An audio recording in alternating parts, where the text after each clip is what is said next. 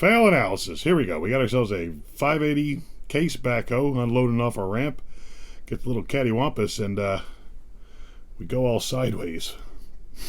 So what happened was with most backhoes you'll have two brake pedals, and that's so when you got this here bucket on the ground scraping and these wheels are off the ground, you still have a little bit of steering. So you push one brake pedal goes one way, push the other brake pedal goes the other way.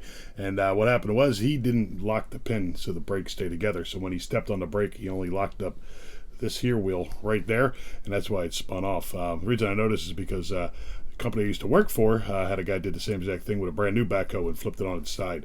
He didn't get fired, but that's his boss's truck. He probably got fired. So yeah, there you go.